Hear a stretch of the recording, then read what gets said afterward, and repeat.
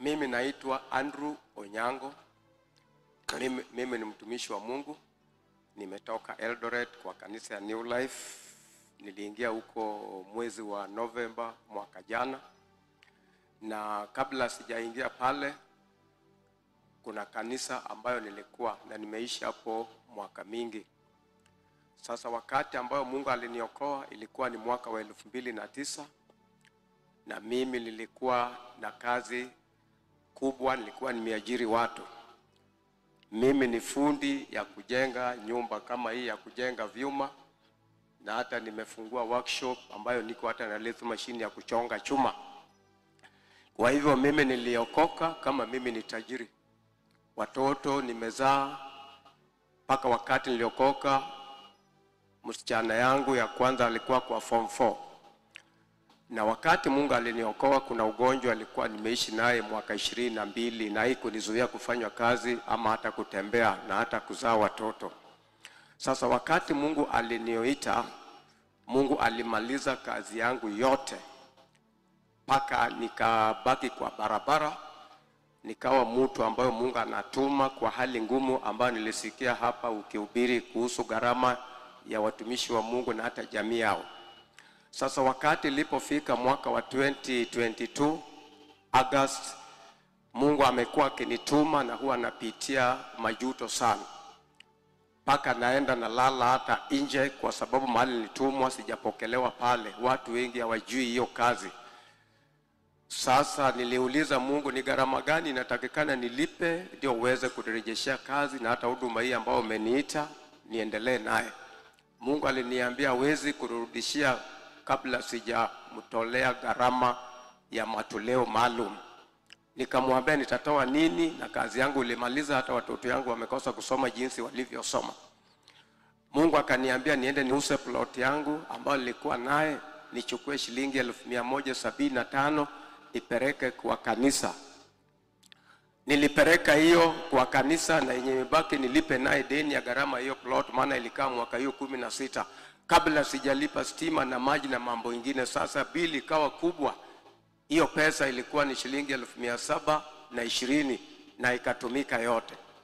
Sasa Mungu aliniambia mwaka jana ya kwamba wakati niliingia kwa New Life, mimi nilikuwa napita tu hapo nikiwa nimechoka na nimesikia nguvu yangu imeisha. Nikaingia kwa hiyo kanisa hiyo nipumzike. Wakati nilipata huduma ikiendelea, basi nikaomba hapo, na nilipolala usiku nikamwambia nirudi pale. Sasa mahali nilikuwa nikishiriki, niliona gari imekuja usiku ikanichukua pale, na wakati nilikuwa natoka nikatoa nguo nikawacha kwa hiyo kanisa, nikavalishwa nguo nyingine. Huyo mtu akanitoa akaniweka kule mjini. Sasa Mungu aliniambia ya kwamba mwezi wa 3 tarehe 1 mwaka huu atakuja kufungua huduma yangu hii kwa ishara na miujiza ambayo itafanyika. Atarudisha ile kazi yangu ya workshop na hata kazi hii ambayo nafanya ya kuhubiri na unabii. Mungu amenipea hiyo, na mimi kila wakati nimetembea mahali mingi hata siwezi taja hapa. Sasa Mungu aliniambia wakati ilifika tarehe 1 mwezi wa 3 usiku saa 10 baada ya maombi, niliamuka nikashukuru Mungu, nikaimba nikitukuza Mungu kwa sababu ya ushindi ya kuweza kunitoa kwa hiyo majaribio ambayo nimekuwa mwaka 16. Malaika ya Mungu nilipokuwa nikilala ikaniambia hapana, bado ngojea kidogo na uende Mombasa kwa Pastor Ezekiel. Nimemwambia yeye tarehe na siku ambao utafungua hiyo kazi. Niliona kama mimi niko kwa hii kanisa mara 3, nimeshuhudia hata ile kanisa ambayo nimekuwa kule New Life, Pastor Vincent ukipiga atakuambia. Sasa jana nilimwambia niliuliza Mungu nipate pesa wapi, maana mimi huwa nahubiri wakati umenituma, na penye umenituma huwa sioni kitu. Mungu akaniambia watu wenye mimi naombeaga, wenye nahubiriaga kwa jua kali kwa soko, niende wanipe pesa. Nikamwambia Mungu watanipa namna gani pesa, na kila wakati huwa wanipi chochote hata nikihubiri pale. Basi Mungu akawa amenyamaza.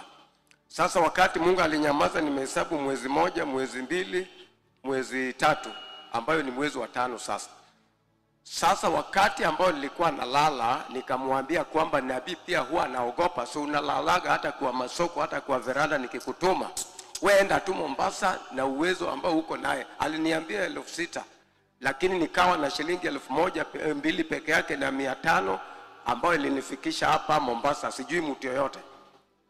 Mungu akaniambia uniambie tarehe yenye nitafungua kazi. Ameweka hiyo maneno kwako. Nilifikiria hata wewe umeniona kama nimekuja na nilijasikia ukihubiri hiyo. Alafu baadaye uniweke pia kwa njia ya kuenda Busia, nipeleke ujumbe ingine, nirudi Eldoret, wewe utakuja kunisikia vile Mungu atakuja kunitumia. Mimi nimesema sina jambo lingine, hiyo ndio kitu imenileta. Mimi ni mzee mwaka 65. Nimeokoka nikiwa na mali. Watu wa Eldoret ukipiga sahi watawaambia wamenijua. Mimi ni mtu nimekaa Eldoret mwaka 40 sasa na 3. Kwa hivyo mimi ni mtu ambayo ni prominent, lakini Mombasa hapa sijafika siku yoyote isipokuwa ni siku ya leo Bwana ametuma kwa ajili ya hiyo. Sasa mimi nangoja tu niambie tarehe, na sahi tu mimi natoka, niko njiani, alafu mimi naenda katika hiyo kazi, na Mungu anifungulie baada ya mwaka 16 ili nitoke katika hiyo majaribio ambayo nimepitia. Mungu awabariki katika jina la Yesu. Baba, tarehe hakuna.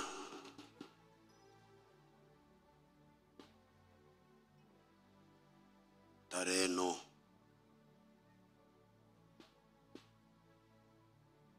Ninaanzia hapo. Wala usifikirie nimemjibu vibaya. Bwana Yesu asifiwe. Watu wa Mungu,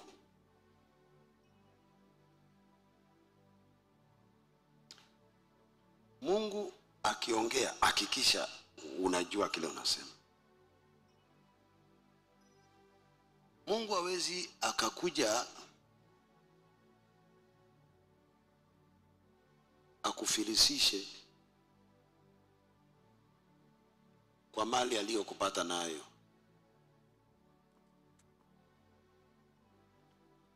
Akuambie wewe nitumikie,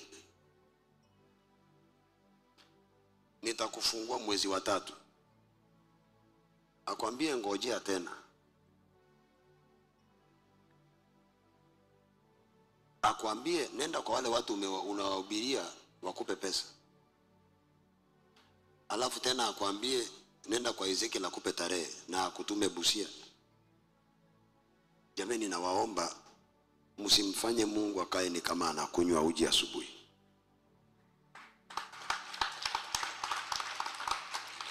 Hiyo ndio maana mnapokuja na unabii, mara nyingi napokea kile ambacho ni cha kweli na wakemea kile ambacho sio cha kweli. Na mnanikasirikia hapa mpaka mtandaoni.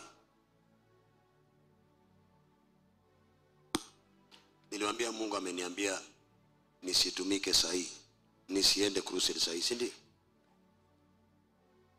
Umesikia nikisema ninaenda crusade mwezi wa 6?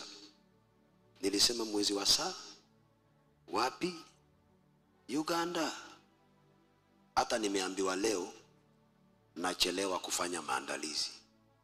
Lakini tangu mwezi wa 2 mpaka sasa sijatoa miguu yangu hapa.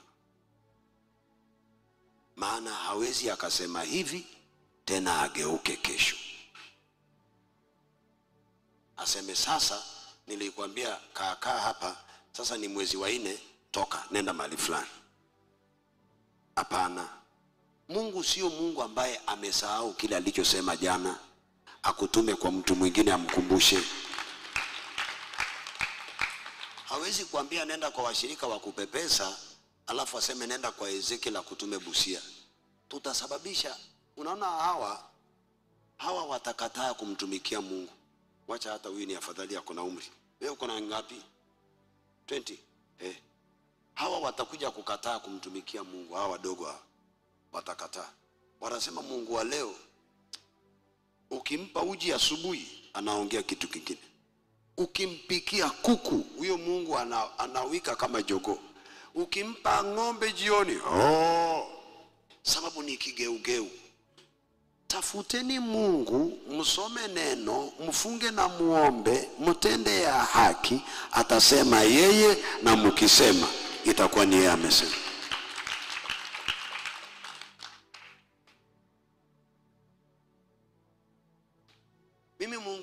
hajaniambia tarehe yake na hajanizungumzia.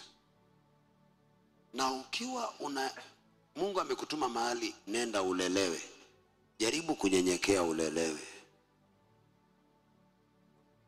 Ikiwa baba wewe ni mtu prominent, sasa mimi ni nani? Mimi ni nani nikuwekelee mkono na wewe tayari uko prominent? Na ikiwa kuwa na workshop ya chuma ni utajiri, na wale wanaouza magari ni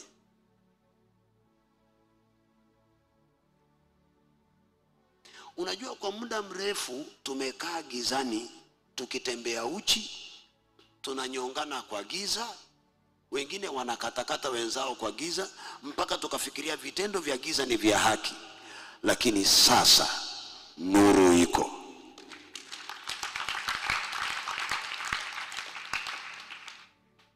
Sikilizeni watu wa Mungu. Mimi nilipoenda kwa Benin sikutaka kujua kama naombeanga watu wanapona ulemavu. Nilienda kama mtoto. Nasikiliza. Hata mwezi ujao ako Uganda. Nitaenda. One day nitaenda. Ni mwezi ujao. Ni this year. Si ni mwezi wa 6, najua. Nitaenda kama nani? Kama mtoto. Siwezi nikamwambia Benin mimi ni hivi na hivi. Nitasubiri Mungu ako na ujumbe gani kuhusu huyu mtoto asiyejua anakoenda na kule anakotoka katika ulimwengu wa kiroho. Na ukiwa hivyo, mafuta ya wale walioko juu itatiririka kwako. Ikiwa Joshua anaweza kunyenyekea, Mungu atamkataa Haruni na Miriam na wazee 70, atachagua Joshua.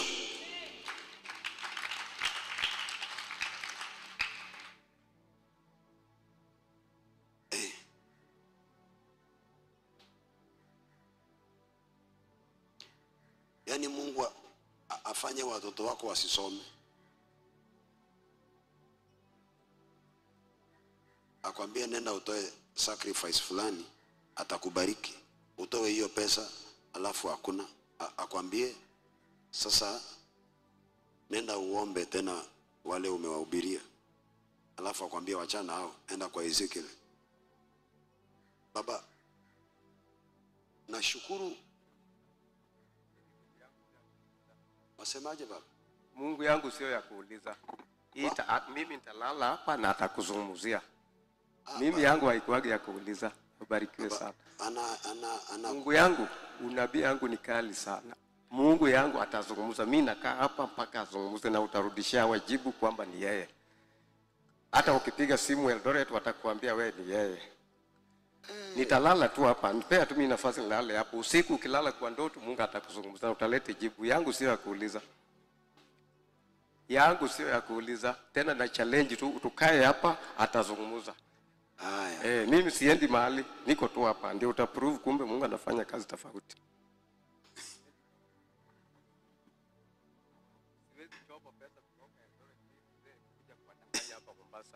Siwezi choma pesa kutoka Eldoret mimi mzee kukuja kudanganya watu hapa Mombasa. Na nilikuwa naye. Usiku wa leo Bwana atazungumza. Paka mtajua kumbe anafanya kazi tofauti. Katika jina la Yesu, amen. Mimi naulizanga Mungu, mimi ndio unanitumanianga au tu kwingine?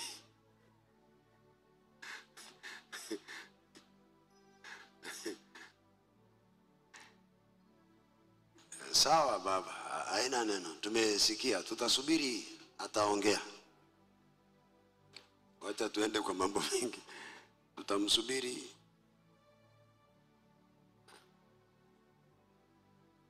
Akikuzungumzia utuambie.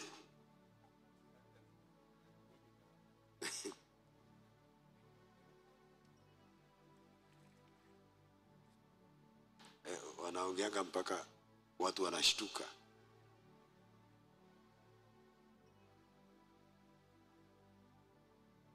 Na imagine watu wakisikia hizo vitu wanajua kwamba Mungu amezungumza kweli. Huyo ni mtu wa Mungu. amwambie Ezekiel kabisa. Mwingine aliniandikianga Ezekiel anafikiria yeye ni Yesu. Sasa wewe mwingine ameandika kwa TikTok, yule ametumwa na Mungu, Ezekiel akakataa. Ezekiel huyo anafikirianga yeye ni Yesu. Hata huyo pia, ikiwa nikikataa hizi unabii, mnaonanga makosa. Simu wapigia hao watu simu waje kwenu watabirie. Sababu msipochunga hizi vitu, naambianga zinaharibianga makanisa. Mtu anakuja anakuambia Mungu amenituma, alafu unapokea hiyo. Wewe hauna roho ya kutambua. Wewe unafikiri okay, tukae hapa. Sasa Mungu ametutumania nabii. Kitambo mjue kanisa ishaenda barabara nyingine. Kama ingekuwa ni ya kweli, mbona hana kwake na kanisa yake?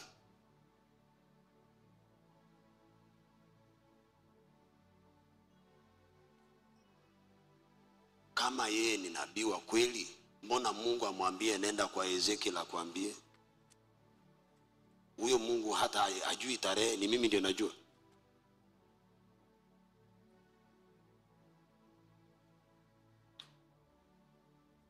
Na nikisema hajaniambia na naambia tulale, atazungumza. Hapana. Fanyeni huduma ambayo inaweza kujenga mwili wa Yesu Kristo.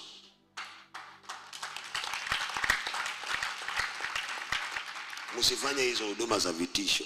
Unajua mimi nimeanza kutishwa nikiwa niko Keropot, nikiwa niko na watu 40. Mwingine aliniambia, wewe utajua kwa hii kanisa sasa haitakwako. Mimi nimesema, yeye huyo mtu ndio sijui yako wapi. Mimi nahubiri tu.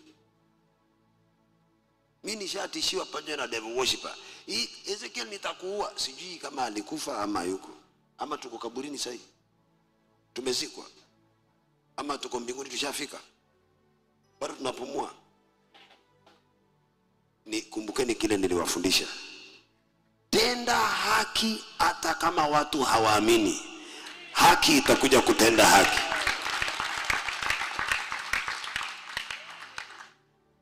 Ikiwa unabii hautimii, inasongezwa kutoka mwezi wa 3 mpaka mwezi mwingine, huo unabii usiamini. Muweke kila unabii katika test. Hiyo ndio maandiko yanasema. Niliwaambia manabii wengi wanakuja na kila alichotabiri isipotimia, anakuambia sasa Mungu amesema, amemuongeza miezi 6. Mungu amesema, amemsubiri huyu. Kwani huyu Mungu hana mkono? Mbona mnafanya Mungu ni kama anakunywa uji? Na kwa nini wachungaji nyinyi mnafanya vijana wanadharau Mungu? Nani anamtumikia Mungu ambaye anabadilisha matarehe?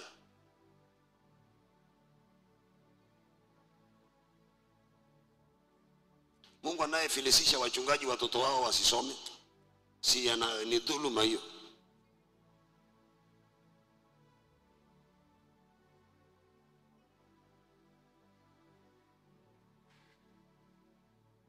Na kama Pastor Helen aliketi hapo ukiwa unatabiri, nitamuuliza. Kama Pastor Millicent aliketi hapo ukiwa unatabiri,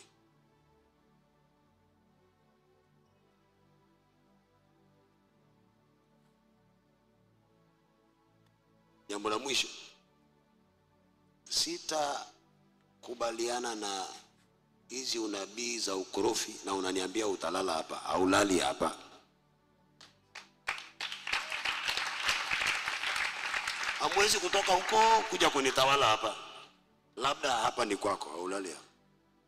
Heshima ni muhimu kwa madhabahu ya Mungu. Kama Mungu alikuongelesha, heshimu huyo Mungu.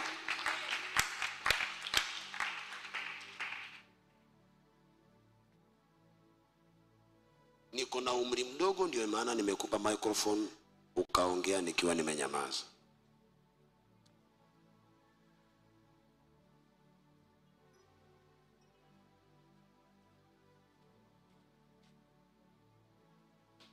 Ninafanya hivi ili wale ambao wanakaanga huko wanasubiri, nami Mungu amenituma kwake naenda. Niliwaambia siku nyingine mkija na hizi unabii nitaigeuza tu iingie kwako mara moja. Alafu utaelewa, msije mkafanya hizo vituko.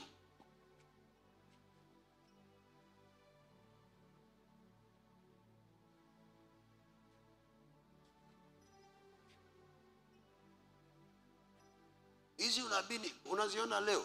Si hata yeye amekuja leo. Si hata wewe ulikuwa na yako. Si mwingine alikuja hapa nyuma. Baba, kuna wengine wamekuwa hapa. Yeye ni namba ngapi? Sijui namba 23. Wengi wanakujanga tu, Mungu ameniambia, Mungu ameniambia. Wewe afadhali Mungu amesema nikupe tarehe. Kuna mwingine Mungu alimwambia nini? Nitoke niende ng'ambo nimwachie hapa kwa mwaka mmoja.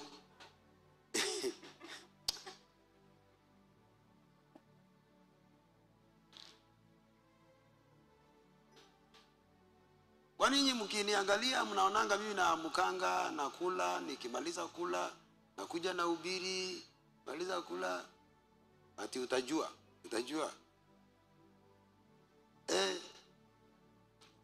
na nikifungua hichi kinywa changu nimekifunga muda mrefu, msinijaribu kushinda hapo. Siku moja utashtukia mtu hawezi akapita ule mlango. Hizi kansa mnaonanga watu wanapona. Sifanyi hiyo kazi na akili zangu. Heshimuni Mungu tu. Na waongelesha bado kwa unyenyekevu. Nyinyi mnaosema sijui Mungu amenituma, amen. Hao watu wanapona wazimu. Sifanyi kwa akili zangu. Hao watu Mungu anarudishia moyo uliotoboka. Sifanyi kwa akili zangu. Hawa walio sijui bubu, kipofu, sifanyi kwa akili zangu. Mkiniona mimi ni mtulivu, tunacheka kwa ibada, msitoke huko na madharau mkaniletea kwa kanisa.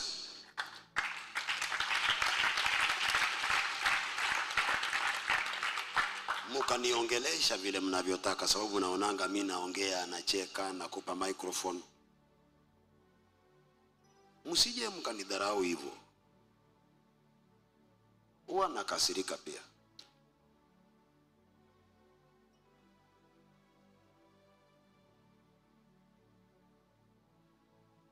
Nimewaonya, lakini siku moja nitapanish mtu mmoja. Hamtawahi kuja na hizo unabii hapa.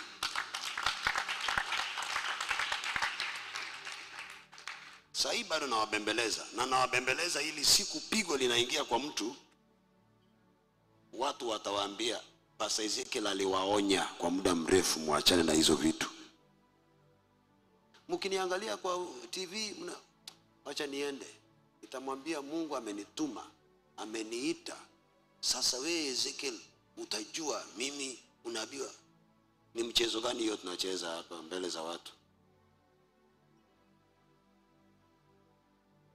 Babangu, kwa heshima, ikifika jioni ushaleta unabii, tarehe sina, ikifika jioni urudi nyumbani Eldoret. Na kwa vile uliniambia nikishakupa tarehe unatoka sahi, hata sahi pia nimekupa ruhusa, toka tu. Tarehe sina na sitapeana. Na ninaongea hii, watu wawe na heshima. Mnaponiona ninacheka na nyinyi, nafurahi, na washauri, napitia machungu kitambo nifikie hapa na hii kanisa. Napitia machungu sana.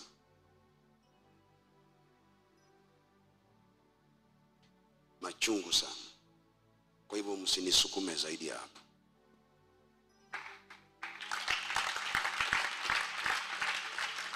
Karibu.